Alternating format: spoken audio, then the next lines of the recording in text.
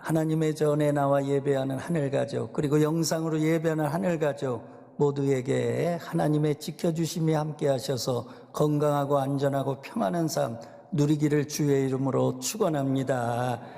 미국의 UCLA 대학교 이과대학에서 어떤 교수님이 수업 시간에 다음과 같이 학생들에게 질문을 했다고 그래요. 아버지는 매독균 환자이고 어머니는 폐결핵 환자인데 그분들이 자녀를 넷을 낳았다는 거죠. 첫째는 부모의 질병 때문에 시각장애인이 되고, 두 번째는 부모의 병 때문에 태어나자마자 그만 죽게 되었고, 셋째는 부모의 질병 때문에 태어나서 청각장애인이 되었고, 그 다음에 넷째는 결핵 환자가 됐다. 근데 그 부부가 임신을 했는데 이 아이를 어떻게 해야 하는가? 여러분들의 생각은 어떻습니까? 그렇게 질문을 하니까 모든 학생들이 다 한결같이 입을 모아서 유산시켜야 됩니다. 아니, 아버지 어머니가 그 지경이고 자녀 넷 낳아가지고 다 그 지경인데 또 그 불행을 만들어야 되겠습니까? 유산시켜야 됩니다. 모두가 대답을 했대요. 여러분들은 어떻게 대답하시겠습니까?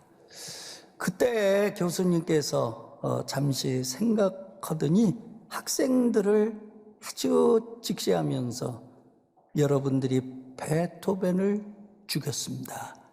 그렇게 얘기하셨다는 거예요. 여러분 베토벤 아시죠? 그 아버지 그 어머니가 그분들 아닙니까? 그리고 그 형들이 그렇게 태어나고 자라났습니다.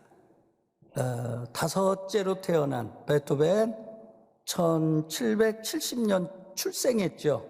57년 동안에 작곡 활동을 했는데 수많은 그런 명곡들을 작곡했습니다. 여러분, 이 이야기가 우리에게 전해주는 내용이 뭐예요? 인간의 결정 얼마나 어리석을 수 있는가? 인간의 판단이라고 하는 게 얼마나 잘못될 수 있는가 하는 것을 우리에게 가르쳐 주고 있습니다. 여러분, 미국 디즈니랜드 모르는 분들 없겠죠? 디즈니랜드 모두가 즐거워하는, 그리고 아이들이 특별히 아주 가서 즐겁게 뛰노는 그런 세계적인 동산입니다. 가족들이 가는 그런 최고의 그런 디즈니랜드. 여러분, 디즈니랜드 들어가면 가장 먼저 보는 게 미키 마우스 인형 아닙니까? 그게 심볼이기도 하고, 그 미키 마우스라고 하는 게 여러분 쥐예요. 근데 보통 사람들이 쥐 그러면 섬찟하죠. 소름이 끼치죠. 왜? 더럽고 지저분하고 아유 그 찡그리죠. 쥐를 좋아하는 사람 없을 겁니다. 이게 일반적인 보통 사람들의 반응입니다. 근데 디즈니는 달랐어요. 어린아이 같은 마음으로, 순수한 마음으로 쥐를 바라봤습니다. 쥐들이 노는 모습 보니까 굉장히 즐겁게 놀아요. 재미있게 놀아요. 그래서 그 쥐를 그리기 시작했죠. 더 크게, 더 크게, 더 크게. 그래서 미키 마우스를 그려낸 겁니다. 우리가 보는 쥐하고 디즈니가 보는 쥐는 달랐어요. 우리는 어떤 편견, 어떤 선입견을 가지고 쥐를 보죠. 그러니까 징그러운 존재, 멀리해야 되는 존재인 거죠. 근데 디즈니는 정말 백지 상태에서 아무런 그런 선입견을 갖지 않고 쥐를 본 결과 미키마우스를 만들어내고, 그리고 오늘날 세계적인 그런 디즈니랜드를 만들어냈다고 하는 사실이에요. 여러분, 뭔 얘기예요? 우리가 제로 베이스로 백지 상태로 돌아가지 않으면 새로운 세계를 열어갈 수 없다는 거죠. 여러분, 신앙의 세계도 마찬가지예요. 하나님의 나라 누가 들어갈 수 있어요? 하나님의 나라 누가 볼 수 있어요? 여러분, 인간의 경험, 인간의 지식, 인간의 판단, 그것으로 성경을 봐요, 예수 그리스도를 봐요, 결코 들어갈 수 없어요. 우리가 영적으로 제로 베이스, 내 선입견, 내 경험, 인간의 지식 내려놓고 순수하게 성경 속으로 들어가고 예수 그리스도께로 들어갈 때에 우리는 예수 그리스도가 열어가는 하나님의 나라에 들어가게 될 줄로 믿습니다. 성경이 얘기하는 새로운 세계로 들어가게 될 줄로 믿습니다. 여러분, 인간은요, 사고할 줄 아는 존재, 생각할 줄 아는 존재죠. 생각이 없이는 인간이라고 할 수 없죠. 근데 그 생각이 잘못될 수 있다는 거예요. 내가 보고, 내가 듣고, 내가 경험한 것들 내 안으로 들어와서 내부의 하나의 틀을 만들어내고 그 틀들이 고착화될 때는 결코 사물을 정확하게 판단하게 하는 것이 아니라 오히려 굴절되게 판단하게 한다는 거죠.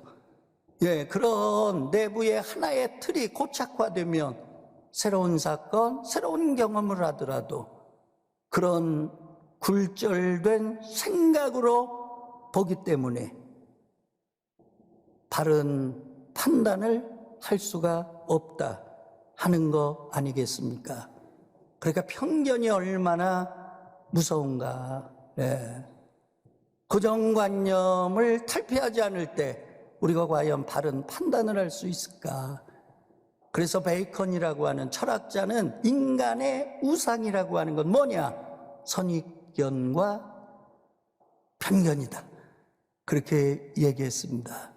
여러분, 우리가 신앙생활할 때 내 선입견, 내 편견 버리고 순수한 예수의 세계로 들어가기를 바랍니다. 내가 덧칠한 예수 그리스도, 내가 그려놓은 예수 그리스도, 그분을 믿는 것이 아니라 성경 속에 계신 예수 그리스도, 정말 말씀 속에 계신 하나님, 그 하나님을 순수하게 바라보고 순수하게 믿고 순수하게 따라가는 그런 참된 그리스도인들이 되시기를 주의 이름으로 축원합니다. 여러분, 상담학에서 가장 중요한 게 뭐라고 그래요? 여러분, 제로 베이스 싱킹, 백지 상태로 돌아가라, 그 얘기예요. 상담하러 왔다, 그 사람에 대한 선입견, 그 사람에 대한 편견 버리라는 거예요. 듣지 말라는 거예요. 그래서 어떤 면에서는 그 사람에 대한 정보 미리 보지 말라, 그런 얘기도 있죠. 왜? 그 사람의 얘기를 순수하게 들어야 되는데 그러지 않으면 제대로 된 상담을 할 수 없다 하는 거죠. 교육도 마찬가지죠. 왜요? 누구든지 그리스도 안에 있으면 새로운 피조물 될 수 있고요, 성령께서 함께 하시면 10번 20번 얼마든지 사람은 변화되는 거니까요. 할렐루야. 여러분, 신앙생활도 마찬가지예요. 우리가 교회에서 집사님, 권사님, 장로님 볼 때도 마찬가지예요. 우리가 선입견과 편견을 가지고 그 사람을 바라보지 마시고 하나님의 가능성 아래 있는, 예수 안에 있는 그 사람을 바라볼 수 있게 되기를 주의 이름으로 축원합니다. 그럴 때만이 미래의 세계로 나가게 될 줄로 믿습니다. 여러분, 오늘 본문으로 들어가겠습니다. 예수님께서 고향에 가셨습니다. 바쁜 일정 속에서도 고향을 사랑하셔서 고향을 방문했습니다. 그리고 고향 사람들 사랑해서 회당에 들어가셔서 하나님의 나라 복음을 전파하셨습니다. 말씀을 그들에게 들려줬죠. 또 고향 사람들, 예수님께서 어떤 기적을 행하셨는가 소문에 수많은 이야기들을 듣고 있었습니다. 그런데 그들의 반응이 뭐예요? 말씀을 들었어요. 기적 이야기를 들었어요. 고향 사람들의 반응이 뭐였죠? 여러분, 듣고 놀라워했다. 원더풀. 그런데 이 놀라움이라고 하는 게 믿음으로 인도하는 긍정적 놀라움이 아니에요. 이들의 놀라움은요, 부정적 놀라움이에요. 여러분, 어떤 반응을 해요? 이 사람 목수 마리아의 아들이 아니야? 아니, 목수의 아들이 이런 가르침을 어디서 얻어온 거야? 그의 손으로 하는 능력이 도대체 어떻게 된 거야? 아니, 이거 우리 동네 사람 아니야? 코 올리게 예수 아니야? 거기서 한 발자국도 못 나가요. 거기서 한 발자국도 다르게 보려고 하질 않아요. 자기네들의 고정관념, 선입견, 편견의 틀 속에 갇혀서 예수 그리스도를 그 안에 집어 넣은 겁니다. 여러분, 그러니까 어떻게 돼요? 안 믿죠? 오늘 성경에 보니까 듣고 놀라워했지만은 결과는 예수를 배척했다. 그렇게 기록하고 있습니다. 여러분, 예수님께서 그러니까 고향 사람들에게 말씀하시잖아요. 마가복음 6장 4절 다 같이 읽어보도록 하죠. 선지자가 자기 고향과 자기 친척과 자기 집 외에는 존경을 받지 못함이 없느니라. 내가 어디에 가서든지 다 존경을 받는데, 내가 말씀하면 수많은 사람들이 듣고 하나님 나라의 초대에 응하는데, 내가 기적을 행하면 하나님께 영광을 올려 드리는데, 여기서는 내가 아무런 대접도 받지 못한다. 그렇게 예수님께서 실토를 하신 거죠. 그리고 오늘 본문은 보니까 5절, 거기서는 아무 권능도 행하실 수 없어 다만 소수의 병자에게 안수하고 고치실 뿐이었더라. 그렇게 끝나버려요. 그러니까 수많은 지역에서 여러분, 얼마나 많은 병자를 고치십니까? 얼마나 많은 기적을 행하십니까? 얼마나 많은 하나님의 나라의 말씀을 선포하셨습니까? 그런데 거기서는 아무 권능 행하지 아니하시고 소수에게만 안수하고 고쳐주셨다. 그리고 끝나버려요, 오늘 성경이. 참 답답하죠. 이 본문을 읽으면 답답하죠.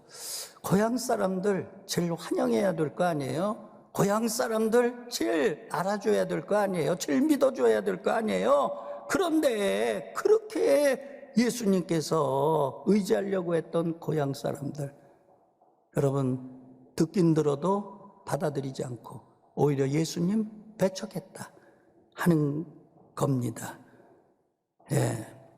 자, 성지순례를 가면 가버나움 유적지를 방문해요.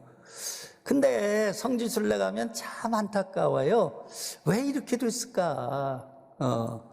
생생하게 남아있는 그런 지역도 많고, 그 다음에 마리아의 집이라든지 베드로의 집 같은 경우엔 기념교회가 얼마나 웅장하게 서 있는지 몰라요. 근데 여기 예수님께서 고향에 가셔서 들어가서 말씀을 전파하셨던 회당 잔재만 남아 있어요. 기둥하고 우이 대리석만 남아 있어요.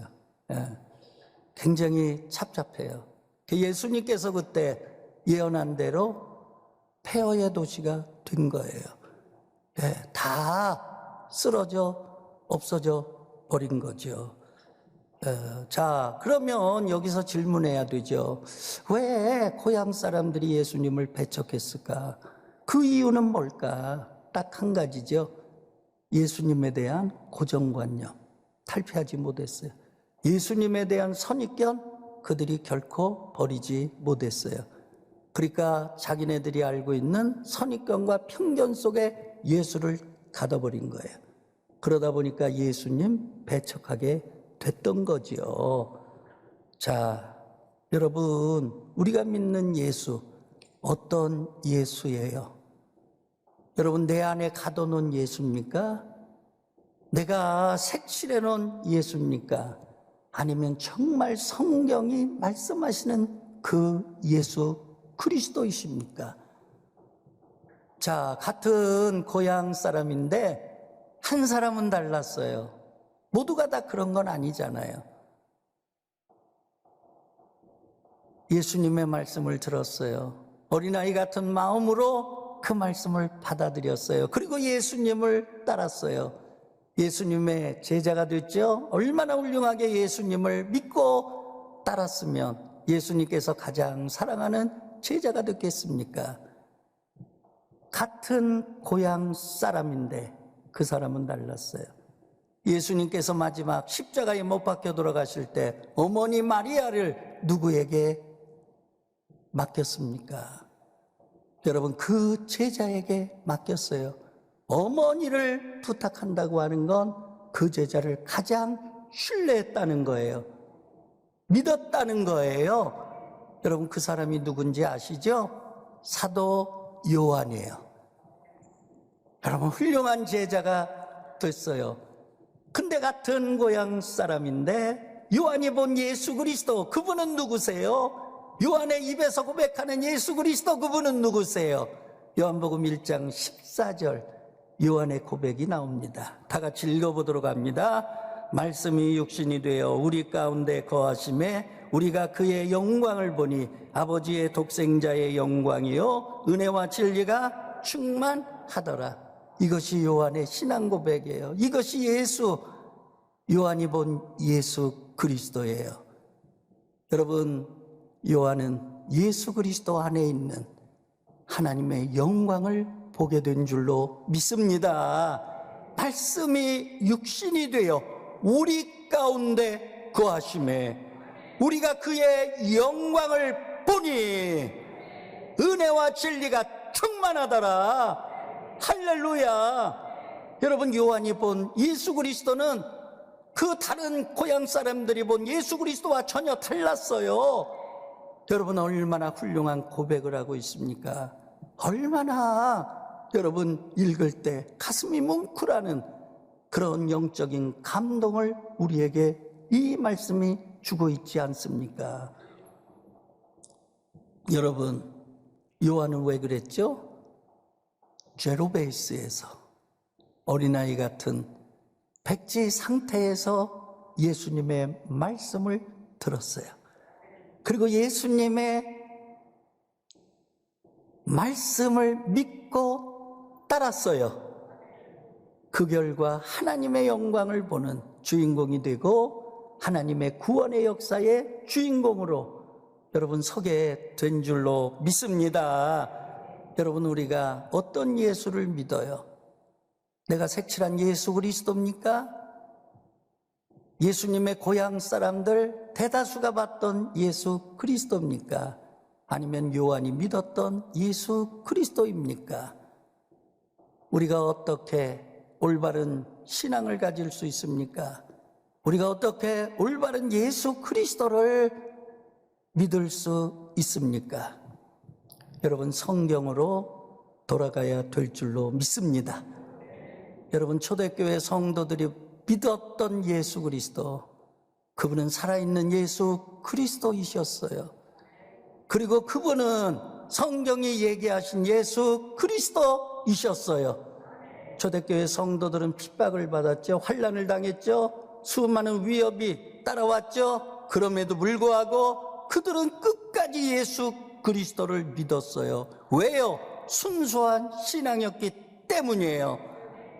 여러분, 초대교회 성도들이 믿었던 예수 그리스도 어떻게 믿은 거죠? 자기의 생각을 버렸어요.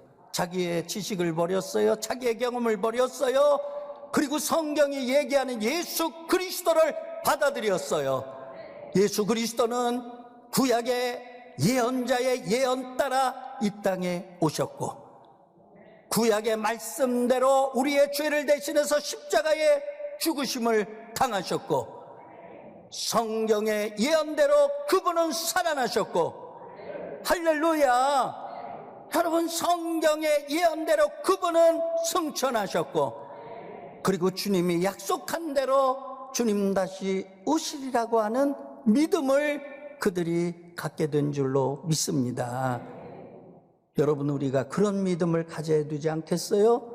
내 생각으로 포장된 예수 그리스도가 아니라, 내 경험으로 여러분 가둬놓은 예수 그리스도가 아니라, 성경이 얘기하는 예수 그리스도, 말씀 속에 살아계신 예수 그리스도, 이 예수 그리스도를 어린아이 마음으로 내 모든 선입견 다 내려놓고 순수한 영적인 눈으로 예수를 바라보셔야 여러분, 우리가 제대로 예수를 믿을 수 있고, 여러분 제대로 하나님의 나라에 들어갈 수 있게 되는 줄로 믿습니다. 여러분, 오늘 질문하시기를 바랍니다. 내가 믿는 예수 그리스도는 누구신가? 내 믿음은 어떤 믿음인가? 독일이 낳은 세계적인 신학자가 있어요. 칼 바르트. 신학 공부한 사람은 이분을 신학의 대부로 그렇게 여깁니다. 칼 바르트 박사가 유명한 이야기를 하셨어요. 뭐라고 말씀하셨는가 하니, The word of God wait for us in the Bible 이라고 말씀하셨어요. 굉장히 중요한 얘기입니다. 제가 영어 현찮아서 저 번역해 놓은 거 그거 함께 읽도록 그렇게 하겠습니다. 하나님의 말씀이 성경 안에서 우리를 기다린다. 아멘입니까? 여러분, 하나님의 말씀이 성경 안에서 우리를 기다린다는 거예요. 말씀이 육신이 되어 우리 가운데 거하심에 성경 안에 예수님이 계신 줄로 믿습니다. 성경 안에 하나님이 계신 줄로 믿습니다. 그분이 말씀 속에서 우리를 기다리고 있는 줄로 믿습니다. 여러분, 칼 바르트 이분이 그런 얘기를 했어요. 우리가 성경을 읽어 나가다 보면 성경이 나에게 말씀해 온다는 거예요. 그 안에 계신 예수 그리스도가 나에게 다가온다는 거예요. 그 안에 계신 하나님이 살아서 내 안으로 들어오신다는 거예요. 어떨 때? 어린아이 같은 마음, 제로베이스, 백지 같은 마음으로 우리가 성경을 읽을 때만이 여러분, 우리는 그 안에 계신 예수를 제대로 만날 수 있고 하나님을 제대로 만나게 되는 줄로 믿습니다. 여러분, 우리가 성경 66권 다 몰라도 돼요. 여러분, 성경 전체 다 이해하지 못해도 돼요. 중요한 건 뭐냐? 여러분, 순수한 마음으로 성경 안으로 들어가시기를 바랍니다. 그리고 순수한 마음으로 그 안에 계신 예수 그리스도를 바라보시기를 바랍니다. 순수한 마음으로 하나님의 말씀을 읽으시기를 바랍니다. 그러면 말씀이 기다리고 계셔요. 우리에게 들려주시고자 하는 말씀을 우리에게 들려주신다는 거예요. 그 음성을 들으시기를 바랍니다. 그래서 여러분들이 참된 하나님의 말씀 안으로 들어가셔서 여러분들이 정말 예수 그리스도를 바르게 믿고 예수 그리스도를 바르게 따르고 그리고 그 안에서 하나님의 영광을 보고 그리고 하나님 구원의 역사의 주인공으로 서 계신 그런 축복을 누리시기를 주의 이름으로 축원합니다. 축원합니다.